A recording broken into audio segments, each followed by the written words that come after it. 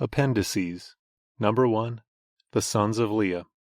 Lest there be any misunderstanding, it is perhaps best to note that, although the sons of Leah were never loved by Jacob in the same way as Rachel's sons, it does not mean that they were reprobate, and the analogy is misunderstood if such is the conclusion. They were sons of the unloved wife. They showed in their lives the rift between Jacob and Leah. Jacob was suspicious of them up to his going into Egypt, and his dying words reflect no credit to some of them. Some may, and some may not, have been reprobate. That is not our concern. The point of the analogy is this: even as Jacob unwittingly embraced a bride who was not his choice, with unhappy consequences, so well-meaning Christian thinkers have unknowingly reasoned on premises they assume to be Christian. They were not aware that their Rachel was Leah. Augustine, a truly great Christian thinker, nevertheless introduced alien strands into the Christian thought by reasoning at times from Greek rather than Christian premises, without realizing his inconsistency. And it remains a constant temptation in every generation to use common and non-Christian presuppositions without an awareness of their contradiction to Christian presuppositions. Moreover, the analogy points further to the conscious and perverse embracing of Leah and the insistence that she is Rachel.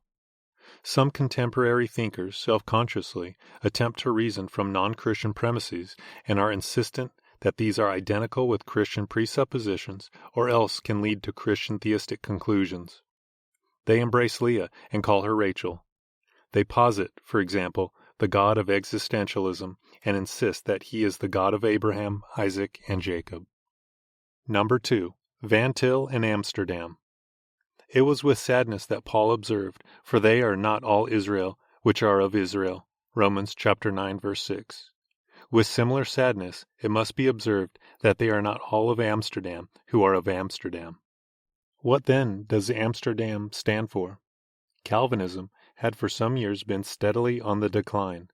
Its defeat was all the more telling in that the intellectual caliber of Presbyterian and Reformed scholars was so clearly outstanding. The Church by and large, however, increasingly rejected Calvinism, and the apologetics of these scholars had a declining impact and audience. In America, for example, the intellectual preeminence of the Calvinist scholars at Princeton was obvious, and there is no denying the greatness of its history to 1929. But that tradition, so richly appreciated by Til, nevertheless had as its assumption the belief that the natural man was able to do two things: A. To work up a natural theology that would show theism to be more probably true than any other theory of reality, and B. To show that Christianity is more probably true than any other theory of sin and redemption. Behind this assumption lay two deadly presuppositions. First, the autonomy of the natural man, who could act as judge over reality, and second, the impartiality of the natural man, who was expected to assess honestly an interpretation he was in war against. Calvin had emphasized the perversity of the natural man's reasoning and its vicious partiality. Calvinism could not produce an adequate apologetics with the presuppositions of the natural man. To expect man, the covenant breaker, to be impartial with regard to factuality is like expecting a thief to sit impartially as judge and jury over himself. And against this approach Abraham Kuyper rebelled, because it assumed the validity of two ultimate and mutually exclusive principles, the autonomy of natural man and the sovereignty of the self-contained God. Kuyper set out, therefore, to rid apologetics and Christian philosophy of these two mutually exclusive ultimates, and to establish Christian thought on the firm basis of the ontological Trinity. This he did to an amazing and revolutionary decree, recalling Calvinism to its biblical presuppositions and to Calvin's premises. That at various points inconsistencies remained in Kuyper is not surprising, but the unquestionable direction in Kuyper is clearly to eliminate the contradiction. These inconsistencies, however, have been appealed to by champions of the older apologetics, such as Ritterboss and Masselink, in support of their position, while in Bavinck we have a further emphasis and development of Kuyper's position. Despite bitter opposition, The Amsterdam view has flourished, and has, as its leading European figures today, D.H. Vollenhoven and H. Dooyeweerd, both professors of the Free University of Amsterdam, and in America, Van Til. The impact of this school has been more extensive outside the church circles and schools than within, and Dooyeweerd can speak of the rise of a circle, though it be still modest, of scientific adherents, each of whom endeavors in his own department to make the newly developed philosophy fruitful. It is not our concern here to delineate the various facets of thought in these men, but to point to their common effort to bring human thinking to epistemological self-consciousness and to lay bare the religious presuppositions of all thought. They are Calvinists, and regard Calvinism as Christianity come into its own, as fully self-consistent and true to its biblical faith. The Amsterdam position is being developed in the History of Philosophy of History by K.J. Pompma, in sociology by H. van Riesen, and in other fields by other men. Van Til, in the philosophy of religion and in apologetics, has developed these same principles.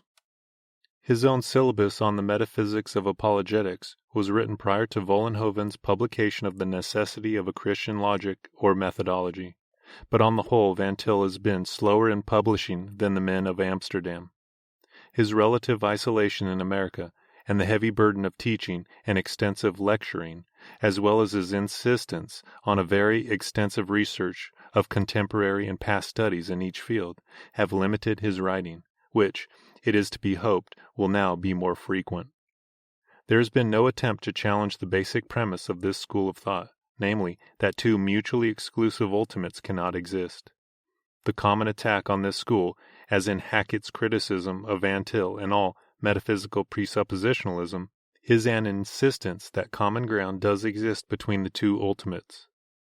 Hackett remarks that unbelievers, like Christians, apprehend their experience as rational.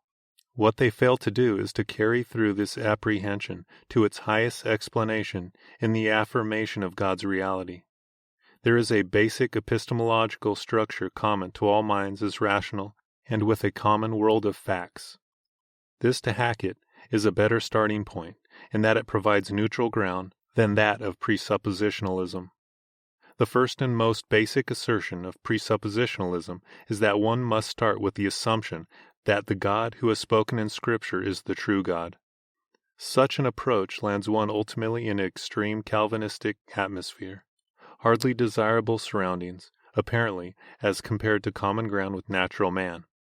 All men have reason in common and the same facts to deal with. Their problem is inconsistency rather than radical hostility. Unless the world is what the natural man says it is, there can be no reasoning possible, it is held.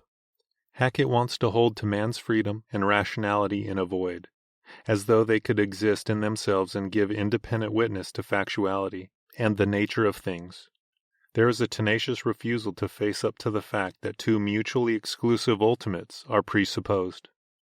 The barren and sterile reassertions of the traditional Arminian position are as commonplace as they are ineffectual.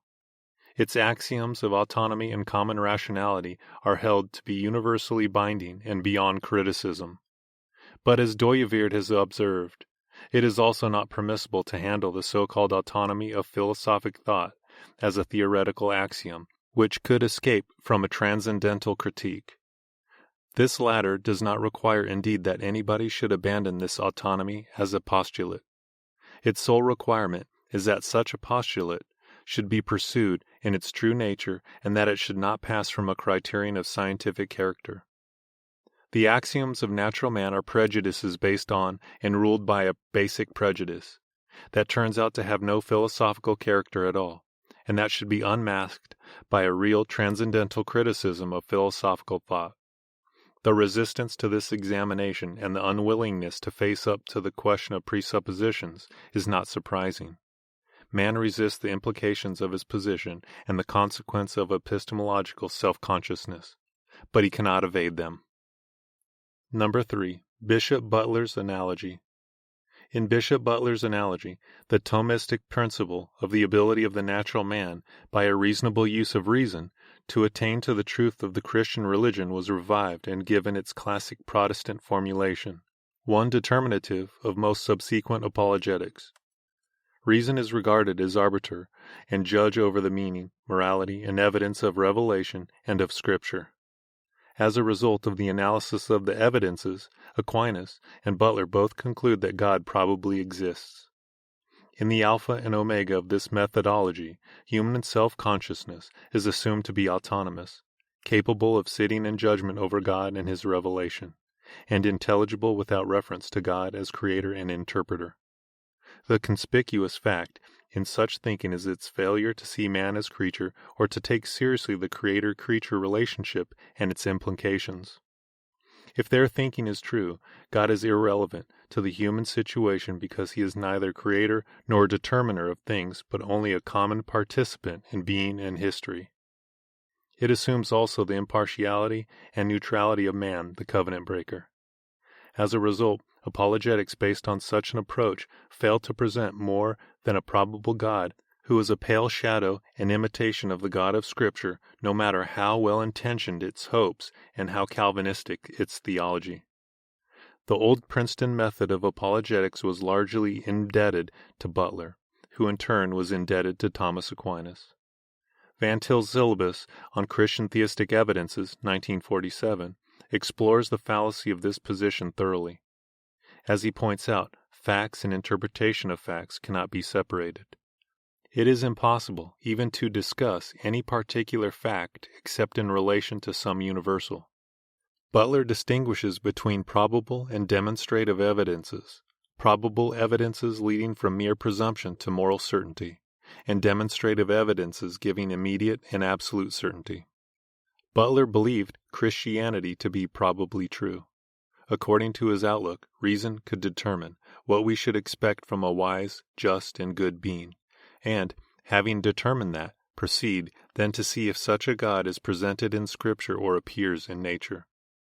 Thus, Butler declared himself ready to give up Scripture or any part of it, but let reason be kept so. However, by beginning with his concept of what reason must expect, he found himself inevitably interpreting all reality in terms of that expectation and finding a certainly probable God in his own reason's image. As Van Til has pointed out, Butler does suppose that the author of nature exists because he thinks rational argument will reasonably establish God's existence. But, in his methodology, he ignores that which he supposes, as though this were possible. He assumes a world of brute factuality, without order or meaning, and then assumes that an autonomous and unrelated reason is capable of establishing a world which cannot exist on his assumption of autonomy. What meaning, then, is there in the idea that we suppose an author of nature? Are we not, then, for all practical purposes, ignoring him? In other words, is there a God presupposed? Should not that presupposition control our reasoning? And in that case, can we be empiricists in our method of argument? This empiricism quickly found its end result in Hume's skepticism. As Van Til has clearly stated, Butler appealed to brute fact. To brute fact, Hume forced him to go. If he reasoned from brute factuality, he could not assume the facts he intended to prove. If he began as an empiricist, he could not, at his convenience, assume a priori ideas to hold his empirical data together in some convenient universal. Hume, as the more consistent empiricist, forced the issue, and the apologetics of Aquinas and Butler cannot escape the alternative he compels such apologetics to face.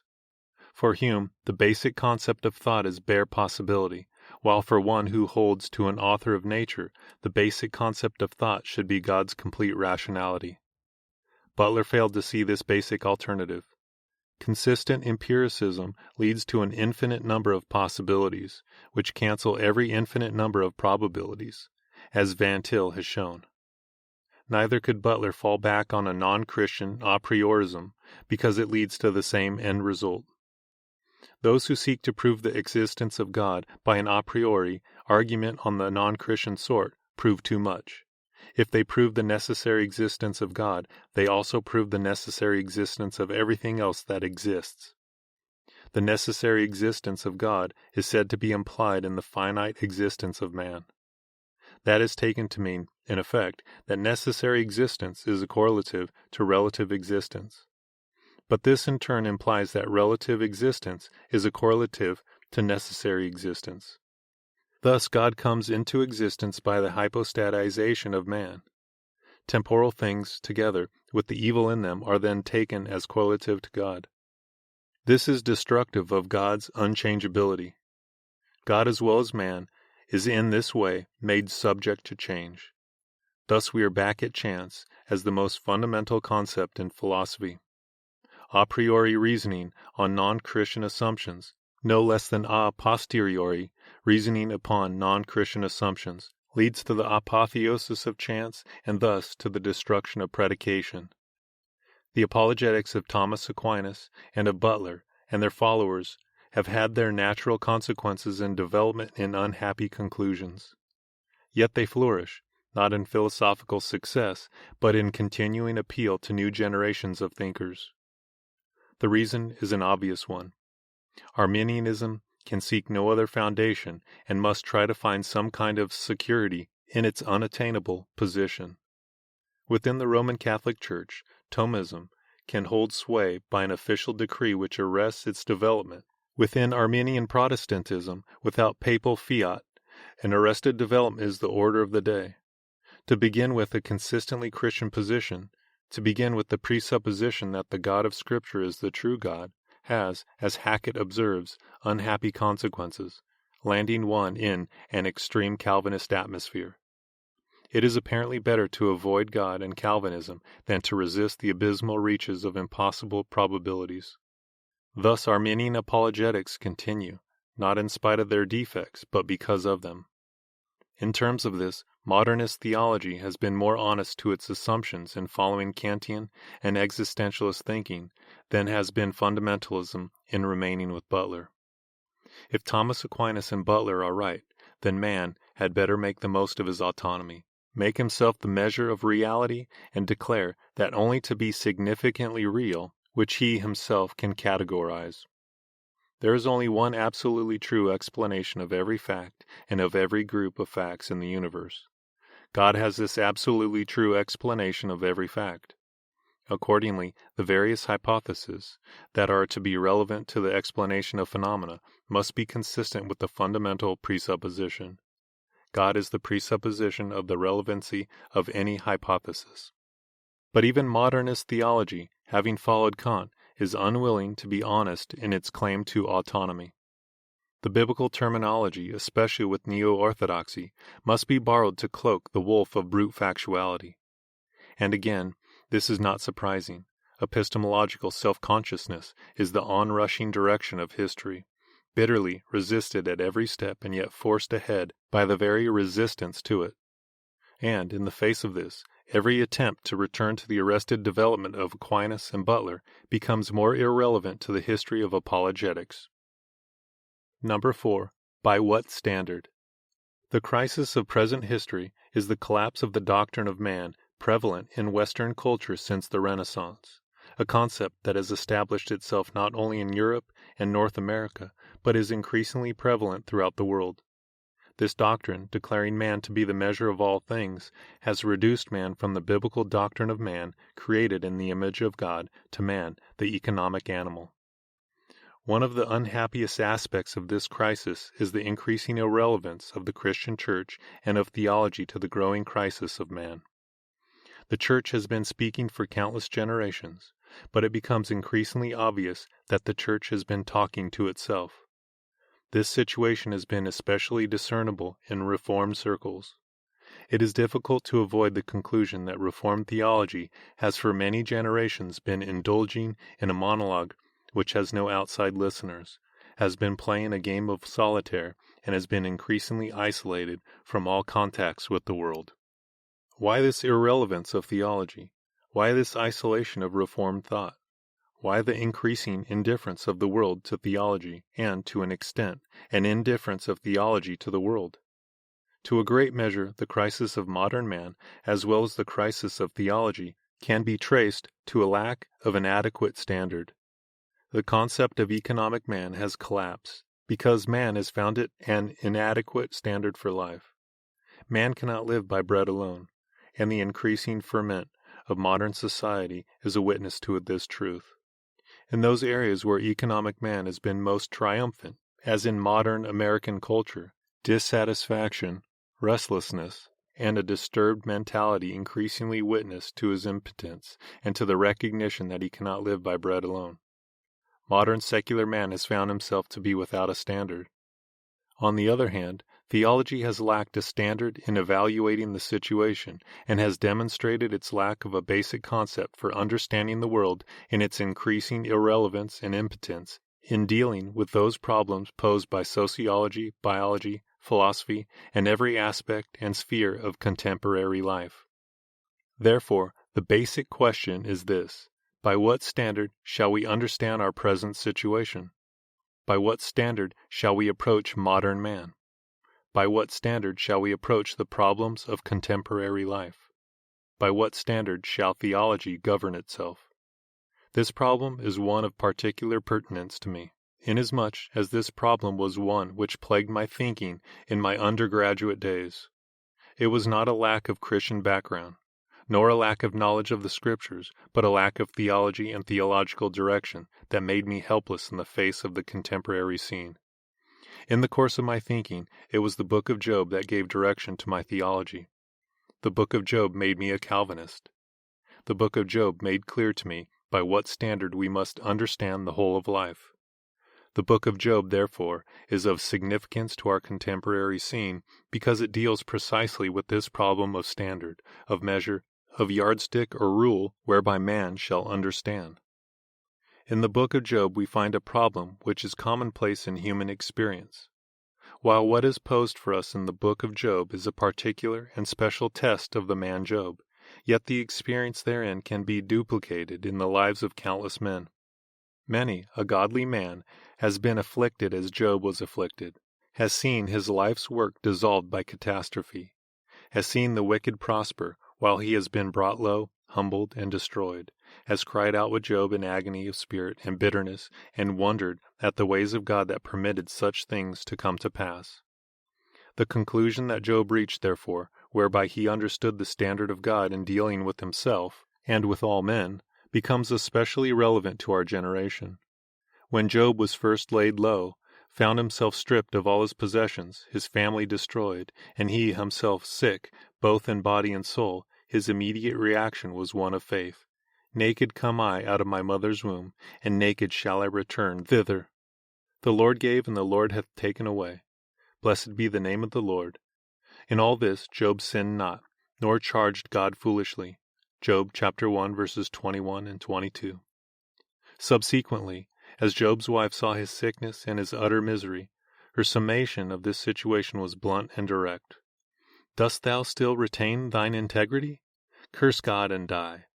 But he said unto her, Thou speakest as one of the foolish women speaketh. What? Shall we receive good at the hand of God, and shall we not receive evil? In all this, did not Job sin with his lips? Job chapter 2, verses 9 and 10. Thus we find Job in a situation not uncommon in history, a situation which might better be termed commonplace, and we find him accepting God's will with faith, but not with understanding. The conversations of Job with his friends reveal a passionate faith, an unswerving trust in God, but together with it a lack of comprehension. Why had God dealt with him so? Wherein is the justice of God? Again, we find in Job's three friends faith but no understanding. There is much that is to be commended in the discourses of the friends of Job, much that reveals faith and insight, but the basic lack of understanding of the standard of God, the standard by which man must discern all things, is lacking, and in that lack is the basic conflict between Job and his friends. The three friends argued with Job that affliction is always a result of sin. Job was disturbed by this very question. Why do the righteous suffer and the wicked prosper? Job found it difficult to understand why a righteous God permitted a righteous man to suffer grievously. Not uncommonly, we find men protesting against the course of world history on the grounds that the course of history represents a triumph of evil. During the course of World War I, the dramatic critic William Archer declared that if there were a God, there could be no war. He challenged the existence and the righteousness of any God who existed by pointing to the horrors of that war. His question was easily answered. The wages of sin are and have been and will remain death. The sinful hopes of man are constantly frustrated. Such is the plan and providence of God. The course of history is what it is precisely because there is a God of justice. Man cannot live unto himself, with all the profligacy history reveals, and accept to reap anything except the whirlwind. And the course of human history reveals that the stars in their course fought against Sisera and continue to fight against every tyrant, against every nation, every people whose course is heedless of justice and heedless of God and man. It is not wars nor economic disasters nor the great movements of history that are a problem to faith. Such things are a verification of our faith in that they witness to the reality of the wages of sin and to the fact of consequence. What does constitute a problem to faith is the problem of Job. Why do the righteous suffer? Why do good people lose their only son in the course of a war, a godly son? Why are poor widows oppressed and robbed? Why the just men abused, turned out of office and publicly shamed for sins not their own? Why do the righteous suffer? Job's suffering therefore brought to the fore in his mentality a basic theological issue which is relevant in every age. How shall we understand the works of God? By what standard shall the course of human events be understood? Job's immediate reaction was to bewail his birth. He cursed the day in which he was born, expressed the wish that he had not been born or had been an abortion, and declared that for himself life was only a curse. Then Eliphaz the Temanite answered Job reprovingly, Behold, thou hast instructed many, and thou hast strengthened the weak hand. But now it is come upon thee, and thou faintest. It toucheth thee, and thou art troubled. Remember, I prayed thee, who ever perished, being innocent, or where were the righteous cut off? Job chapter 4, verses 3, 5, and 7. Shall mortal man be more just than God? Shall a man be more pure than his Maker? Behold, he put no trust in his servants, and his angels he charged with folly. How much less in them that dwell in houses of clay, whose foundation is in the dust, which are crushed before the moth. Job chapter 4, verses 17 through 19. Eliphaz further declared that affliction cometh not forth from the dust, neither doth trouble spring out of the ground. Job chapter 5, verse 6. I would seek unto God, and unto God would I commit my cause. Job chapter 5, verse 8. Eliphaz asserted the principle of causality. Afflictions do not come out of the dust, nor troubles spring out of the ground. In other words, they are not purposeless, causeless, meaningless. There is in all of life a strict causality, and he pleads with Job to look into his past and to understand that there must be a particular cause as a result of which God has punished him. Men are all sinners, Eliphaz declares, and perhaps Job has a special sinfulness, some secret rebellion, which has merited this particular judgment of God. With Eliphaz's premise that this is a world of causality, we can all agree. At no point is Eliphaz clearly in the wrong in any of his observations. On the contrary, his analysis is an analysis of faith and manifests a belief in a universe governed by law. And yet the essence of Job's plight is completely missed by Eliphaz. Job answers in considerable anguish and distress of spirit. He feels that clearly all that has occurred to him is from God. For the arrows of the Almighty are within me, the poison whereof drinketh up my spirit. Job chapter 6, verse 4. Both Job and his three friends are in complete agreement that God is the absolute sovereign, that all events have their origin in the will of God. We might declare that the basic theology of all the persons involved is a Reformed or Calvinistic, in that the sovereignty of God is clearly acknowledged by every one of them and the divine causality recognized in all events. Behind all second causes they see the hand of God and the providence of God. But Job protests against this activity of God, declaring, Am I a sea or a whale, that thou settest a watch over me? Job chapter 7, verse 12. Am I a menace to human society? Am I a menace to the purposes of God, that this special vengeance must be exacted upon me? Job does not question his own sinfulness. I have sinned. What shall I do unto thee, O thou preserver of men? Why hast thou set me as a mark against thee, so that I am a burden to myself? Job chapter 7, verse 20. Job therefore recognizes that he is a sinner as all men are. He recognizes that his righteousness is of God. He recognizes the hand of God in all events. His problem is this: why this particular judgment against himself? Why should the righteous suffer? By what standard shall he understand these activities of God? Bildad the Shuhite speaks bluntly against Job's questioning. Doth God pervert judgment? Or doth the Almighty pervert justice? Job chapter 8, verse 3. If thou were pure and upright, surely now he would awake for thee, and make the habitation of thy righteousness prosperous. Job chapter 8, verse 6. Behold, God will not cast away a perfect man, neither will he help the evildoers. Job chapter 8, verse 20. Bildad's premise is clear-cut. The Lord cannot be unjust. Therefore, man is at fault. Either Job is righteous or God is righteous, and because God cannot be declared unrighteous, therefore, Job is at fault. Job is unrighteous. Against this argument, Job feels helpless. I know it is so of a truth, but how should man be just with God? Job chapter 9, verse 1. He sees the majesty and the sovereignty of God, which maketh Arcturus, Orion, and Pleiades, and the chambers of the south, which doeth great things past finding out, yea, and wonders without number. Job chapter 9, verses 9 and 10. If I justify myself, mine own mouth shall condemn me. If I say, I am perfect, it shall also prove me perverse. This is one thing, therefore, I said it. He destroyeth the perfect and the wicked. The earth is given into the hand of the wicked. He covereth the faces of the judges thereof. If not, where and who is he? Job chapter 9, verse 20, 22, and 24. Job does not challenge the righteousness of God. The question he raises is, how shall we understand the works of God? How shall we understand the purposes of God?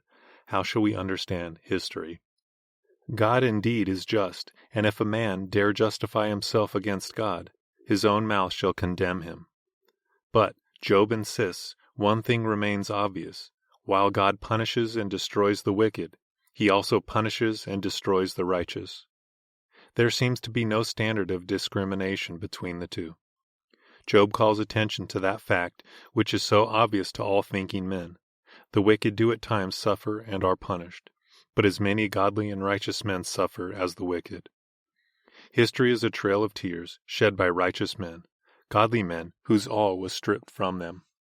The pages of history have been bloodied by martyrs, but humble saints who have been subjected to treatment of an unspeakable nature, whose lives and possessions have been a prey to the evil. Job's problem is a real one, and only the theological syllogism of his friends prevented them from seeing it. Job therefore raised the question, what difference is there in being good and evil, in being righteous and in being wicked? If I sin, then thou markest me, and thou wilt not acquit me from mine iniquity. If I be wicked, woe unto me, and if I be righteous, yet will I not lift up my head? I am full of confusion. Job chapter 10, verses 14 and 15. The confusion of Job, therefore, is a critical one. What difference is there between the righteous and the unrighteous? What difference does it make to a man in the course of his life when both are alike treated by God, apparently without respect to their condition? Job's challenge was scandalous to his friends. Zophar, the Nasmathite, asks, should a man full of talk be justified? Canst thou by searching find out God? Canst thou find out the Almighty unto perfection? It is as high as heaven. What canst thou do? Deeper than hell, what canst thou know? For vain man would be wise, though man be born like a wild ass's colt. Job chapter 12, verses 2, 7, 8, and 12. Zophar again challenges Job's righteousness, summons him to confession and to godliness, declaring that, if his life be pure, thou shalt lie down, and none shall make thee afraid. Yea, many shall make suit unto thee. Job chapter 11, verse 19. Zophar's doctrine is commonplace in our generation. It is an evasion of the intellectual problem in the name of faith.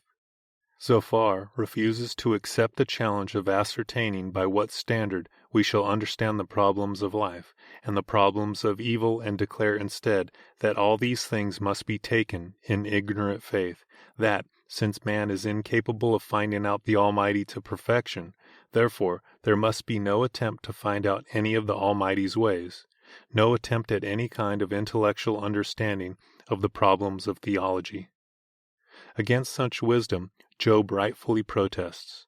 Again he poses the problem. The tabernacles of robbers prosper, and they that provoke God are secure. Job chapter 12, verse 6. Job poses the problem of evil and sharpens the problem by asserting the sovereignty of God. But ask now the beasts, and they shall teach thee, and the fowls of the air, and they shall tell thee, or speak to the earth, and it shall teach thee, and the fishes of the sea shall declare unto thee. Who knoweth not in all these that the hand of the Lord hath wrought this?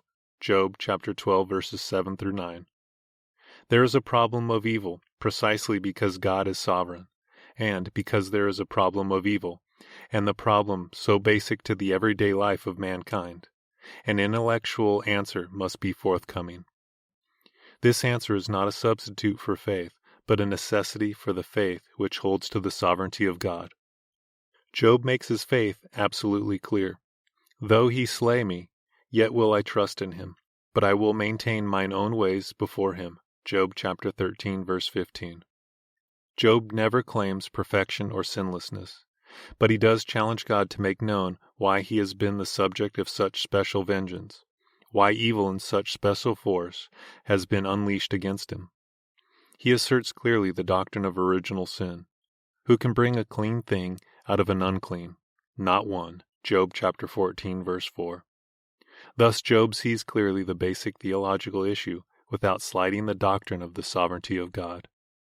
There follows, then, a further round of arguments in which the friends of Job attempt again to restate the syllogism that, since God is righteous, Job must be at fault. Therefore, Job suffers because of a particular sinfulness on his part. Job again admits that he is a sinner, as are all men, but he insists that, humanly speaking, he is not worse, but better than most. Into this situation another argument is injected by a young man, Elihu, who declares that he had previously refrained from speaking because of his youth.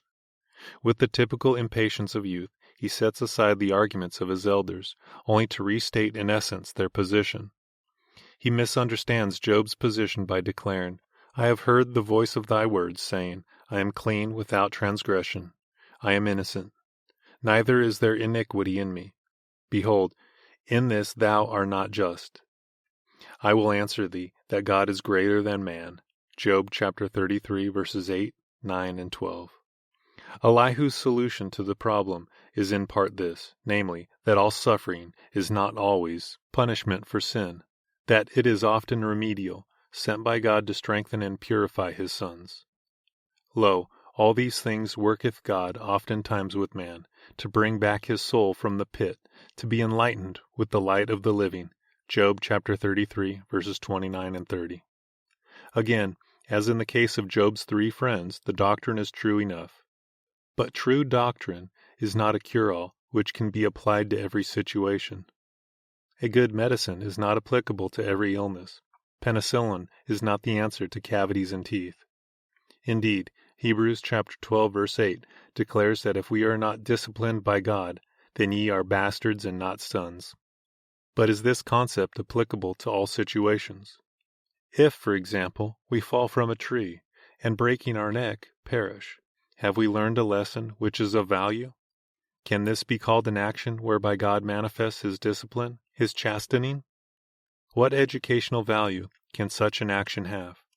What educational or disciplinary value is there in any event that destroys people, that robs them of their wherewithal, that leaves them completely stripped and helpless?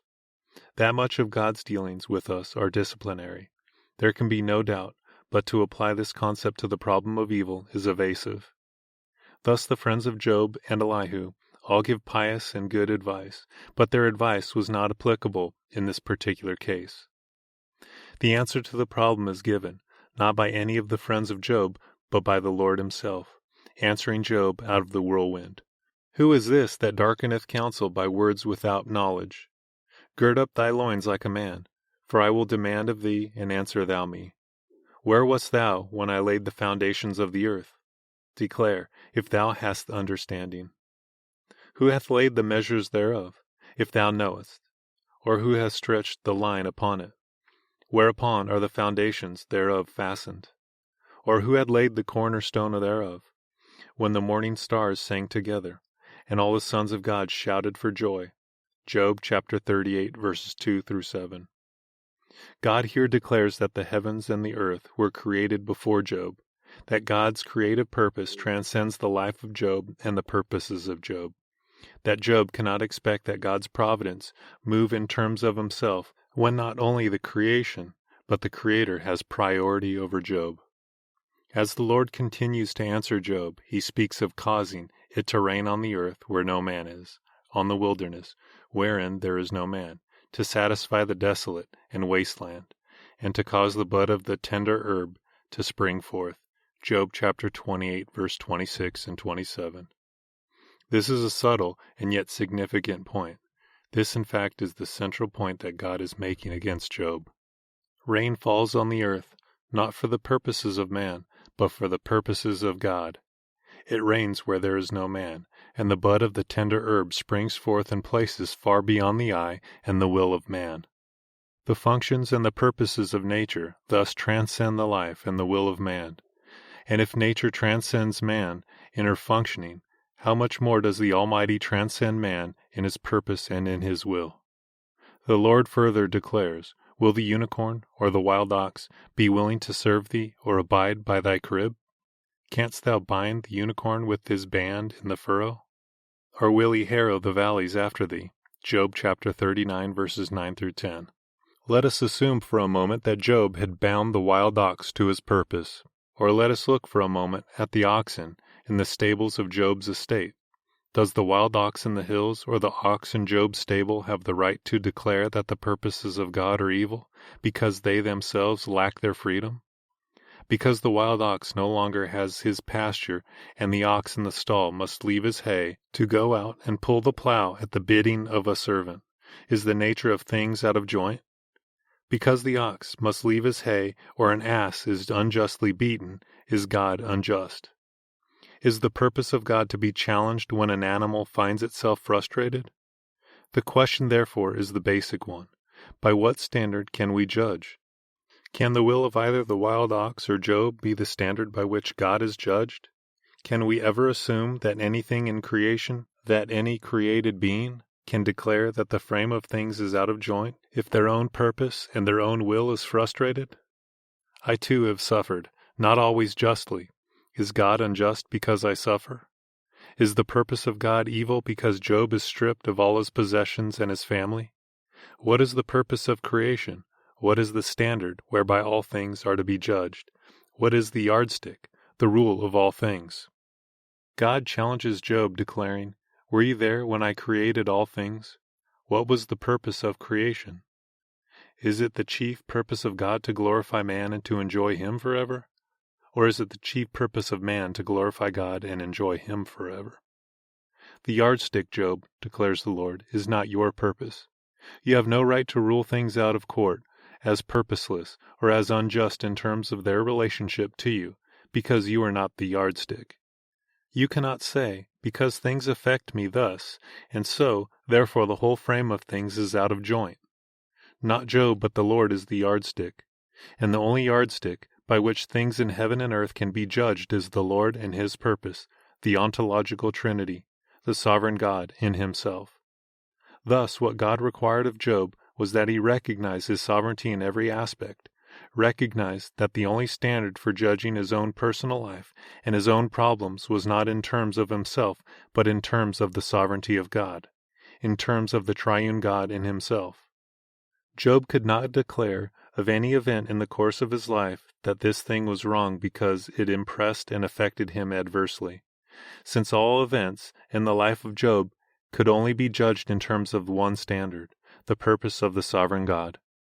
When Job acknowledged these things to be true, The Lord blessed the latter end of Job more than the former.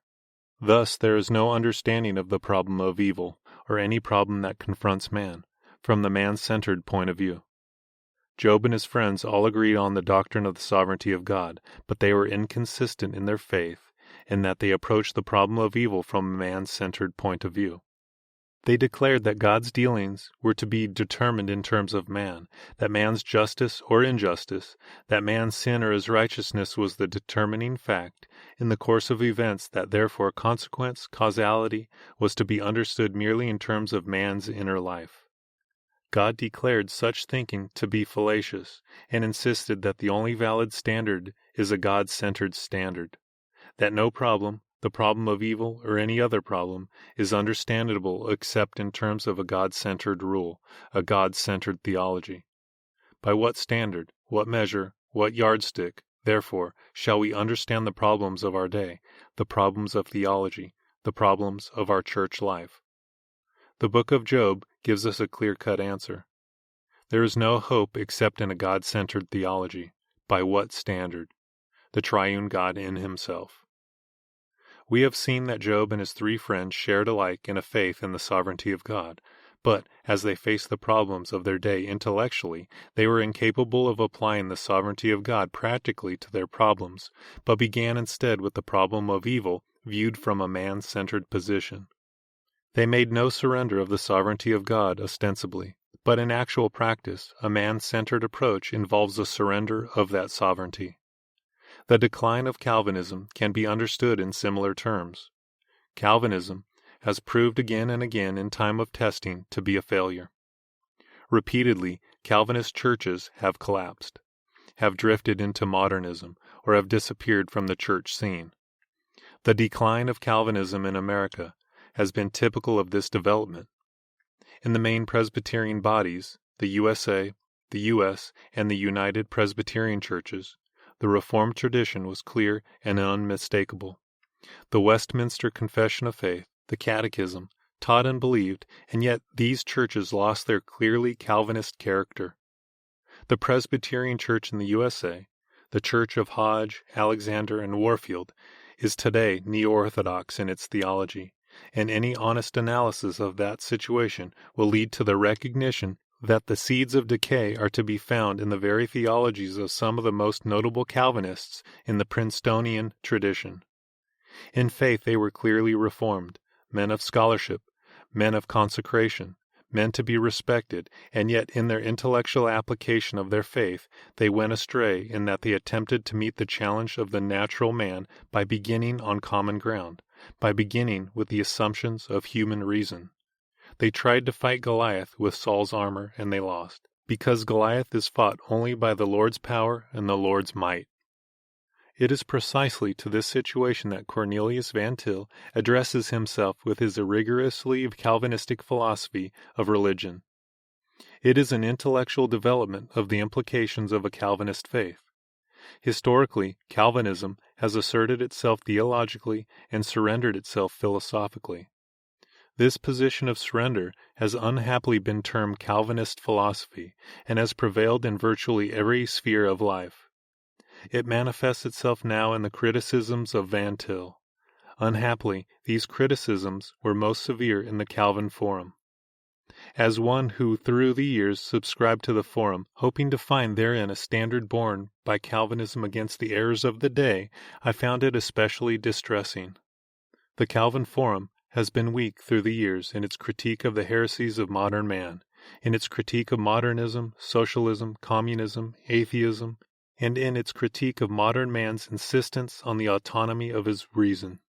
On the one occasion that the Calvin Forum has spoken out clearly and sharply, it has been against Van Til, revealing thereby its own defect and manifesting that it has been touched at a sore spot in its own life. The nature of this attack on Van Til is also clearly seen in James Donne, A Theology of Grace. Chapter 7, entitled The Ontological Trinity, Van Til's basic principle of interpretation, witnesses to the fact, indeed, that Van Til is philosophically Calvinist, and that his basic principle of interpretation is the ontological Trinity.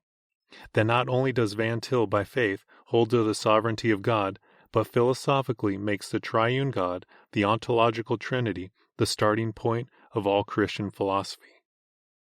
Yet against this, James Donne, an ostensible Calvinist, protests, writing, "Why does he himself select one aspect of God and exalt it to the highest principle of interpretation for every problem? The mere recognition of the Trinity as a concrete universal does not provide a Christian principle of interpretation." Van Til overlooked this rather obvious fact when he selected not God's grace, nor any other of God's virtues, nor all of God's virtues, nor Christ himself, but the one many principle as his highest principle of interpretation for any and all of the problems of history.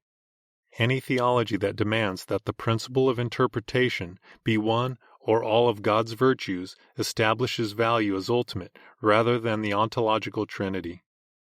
And any theology that seeks as its basic principle of interpretation Christ rather than the triune God seeks to reduce God to his relationship to man rather than to establish God in himself as the basic principle of interpretation. Existentialism denies God in himself, the ontological Trinity, and recognizes God only in his relationship to man. And any adequate critique of existentialism must begin with the ontological Trinity. Dane does two things which clearly reveal his basic hostility to Reformed doctrine. He denies that God's counsel includes double predestination, that is, both reprobation and election. God only elects, he does not decree reprobation. Thus, God does not determine all things. The sovereignty of God is thereby set aside. Next, Dane insists that Adam had the freedom, in an ultimate and final sense, to obey or disobey God's commandment. The conclusion is obvious. God's sovereignty is limited in order to make Adam's freedom absolute. This is the doctrine of autonomous man, more dangerous in theological dress than in its obvious honesty in the existentialism of Sartre. All of Van Til's critics hope to meet the unbelief of modern man by seeking common ground with him, the common ground being modern man's insistence on his autonomy. From this they hope to develop a Christian philosophy. But, according to Scripture, the common ground between men is never to be derived from man's attempt to be his own God, but from the fact of creation. Not the wisdom of the natural man, but the wisdom of God is our starting point, and an inescapable one for the unbeliever as well as the believer, since that which may be known of God is manifest in them, or to them, for God hath showed or revealed it unto them. Romans chapter 1, verse 19. This is Van Til's common ground, rather than any ostensibly valid autonomous reasoning. Masselink, Cecil de Boer, Jesse de Boer, Orlebeck, and Van Halsema all want to grant to natural man the validity of his thinking in order to convert him. They begin with a man-centered, fact-centered, or idea-centered approach and hope thereby to establish Christian faith. But the sovereignty of God is never ascertained by granting validity to man's claim to sovereignty. The impotence of Job's friends in dealing with the problem of evil was most apparent as they confronted a suffering man. The impotence of the traditional apologetics, beginning with the natural man's philosophy and reason, has been apparent in the history of Christian thought. It convinces only already convinced Christians and cannot speak to the natural man. Inevitably, it leads even the Christians into wayward theology. The critics of Van Til say that we must begin with facts, or with the universe, with reason, with man's freedom, or with the ultimacy of chance. What we begin with is ultimately all that we believe in. Our starting point is ultimately all that our universe allows for. When we begin with man, we end up by eliminating God insofar as he is offensive to man's freedom and autonomy. When we begin with chance as ultimate in any respect, we thereby establish chance as supreme over God. When we begin with brute factuality, ultimately, all that our universe contains is brute factuality. If the universe is our starting point, then the universe is also our point of conclusion. And when man's reason or freedom is our given, it is also our God. Whenever we find in any Christian institution an emphasis on a rational theology, any principle of criticism, whether it be in literature or elsewhere, which establishes the dichotomy of form and matter, we have not Christian philosophy, nor the Christian philosophy of education, but Aristotelian or Thomistic philosophy. Van Til, as a consistent Calvinist, begins with God, the triune God, in every avenue of human thought, and insists that only the ontological Trinity, God in himself, can be the Christian starting point for philosophy. For Van Til, there are no brute facts. That is, nothing exists in and of itself, and everything can be truly understood only in terms of the triune God and his creative will and purpose. Therefore, it is impossible to make brute facts, the universe, reason, man's freedom, or any other thing our starting point, since none of these things exist in and of themselves, and all of them are understandable only in terms of the triune God. Since all things are understandable only in terms of the triune God, only the triune God, the ontological Trinity, can be the starting point for Christian philosophy.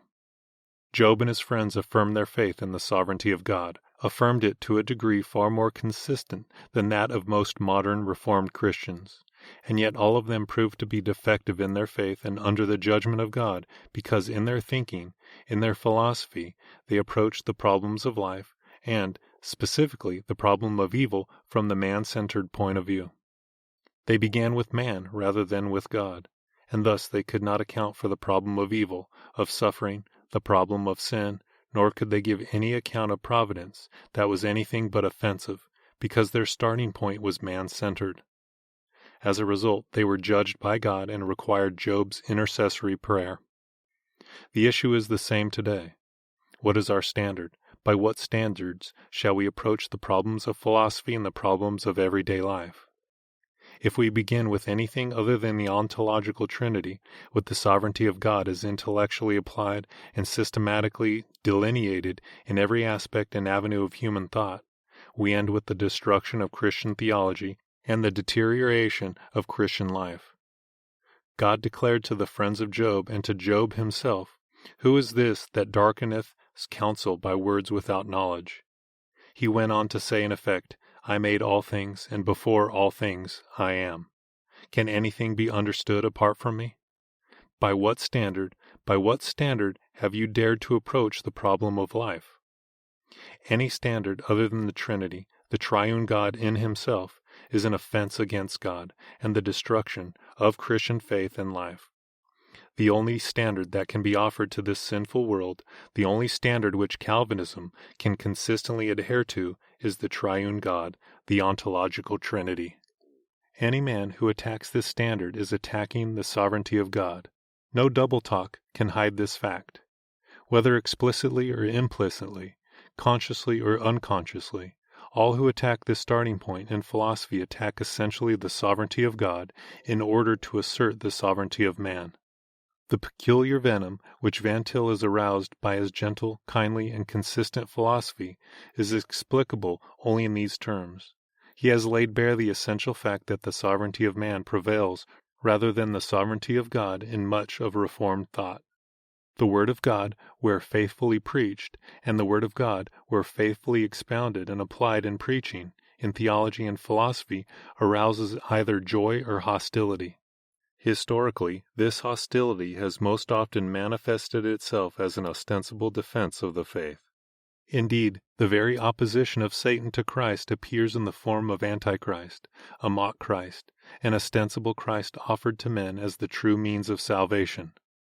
Against all attacks on the sovereignty of God, against all such resistance to the triune God, God in himself, as the starting point for all theology and philosophy and life, itself our standard must be this, whether it means the serving of brother and brother, that to God alone belongs dominion. This is our Calvinistic battle cry. We Christians have forgotten what the saints of old knew too well, that Antichrist works from within the church, and that he has his sway in us whether and wherever we surrender the fullness of the faith at any point in life or doctrine. In the wise words of the saints of a past century, supposing that Antichrist and all his adherents were subdued, what would it avail us if we have an Antichrist in our own body? The whole counsel of God must be asserted, and, because our God is a God of both sovereignty and grace, his mercy and forgiveness must be extended to erring brethren insofar as it is possible, without offense to the discipline of the Church, that God might be made manifest through us in both his glory and his grace. To rejoice in another's waywardness or sin, or to use it to our advantage, is to give Antichrist a victory in life while we ostensibly gain one in doctrine. May God grant to his Church both firmness and grace in dealing with wayward brethren. Both are indispensable, and we are summoned to worship God and reveal him both in his majesty and his mercy. We must earnestly contend for the faith, and also, like Job, pray for our erring brethren. Number 5. Biographical Note. Cornelius Van Til was born into a large family on May 3, 1895 in the Netherlands. His family migrated to the United States in 1905 when he was 10 years old, settling in Indiana. The family farmed near the borderline of Indiana and Illinois, close to Chicago, at Highland. The family faith was Reformed, and church membership Christian Reformed. Van Til's great love and abiding interest in Kuyper and his works are a notable aspect of the man and date back to his youth. He delights in reading him and warms to the mention of his name. Van Til studied at Calvin College, Grand Rapids, Michigan, to prepare himself for the ministry, enrolling in 1921 at the Calvin Seminary. Subsequently, at Princeton Seminary and University, he studied under such men as C. Hodge, W. B. Green, G. Voss, R. D. Wilson, W. P. Armstrong, J. Gresham Machen, and A. A. Bowman. A. A. Bowman, then chairman of Princeton University's Department of Philosophy, offered Van Til a graduate fellowship towards his Ph.D. at the university, which he secured in 1927. In 1925, while still a student, he married a long-time hometown friend, Miss Raina Klooster. He remained at Princeton as a student for 5 years, 1922 through 27. Subsequently, he was ordained and called by the Spring Lake Church of Classis, Muskegon in Michigan, a small town on Lake Michigan, some 30 miles from Grand Rapids. The following year he was called to teach at Princeton Seminary, but resigned at the end of the year in dissent at the seminary reorganization. He returned to Spring Lake, at first refusing to serve either Princeton or the newly organized Westminster Seminary. The call from Westminster was only accepted after Doctors Machen and Alice traveled to Michigan to seek his and Reverend R. B. Kuyper's services. He was thus one of 4 Princeton professors who served on the Westminster faculty, the others being Robert Dick Wilson, J. Gresham Machen, and Oswald T. Alice. Unlike the others, Van Til was not a member of the Presbyterian Church USA. However, after going to Westminster, he became a member of the Orthodox Presbyterian Church. At Westminster, he has exerted a steadily growing influence on many graduate students, both American and foreign, and has been in steady demand as a special lecturer at schools and universities, as well as at conferences across the country. He has moreover been an increasingly controversial figure, by breaking with the old Princeton apologetics and by calling attention to the inconsistencies in terms of their healthy presuppositions in the Amsterdam apologetics. He has aroused the ire of the traditionalists in Reformed and Presbyterian circles, while his analysis of neo-orthodoxy has made him anathema in those circles. Despite this controversial nature of his writings, he stands forth increasingly as one of the outstanding and central figures in American Calvinist thinking, and a true son of John Calvin. Because he brings into so clear focus many of the important aspects and implications of Christian thinking, his importance and stature can scarcely be assessed at this early date.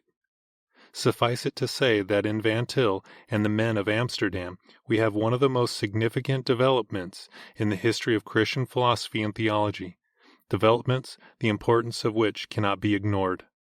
Van Til is not only a philosopher and theologian.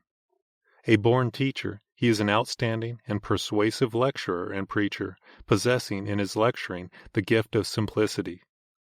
A warm-hearted and humble man, he draws love and loyalty to himself and gives it with equal readiness.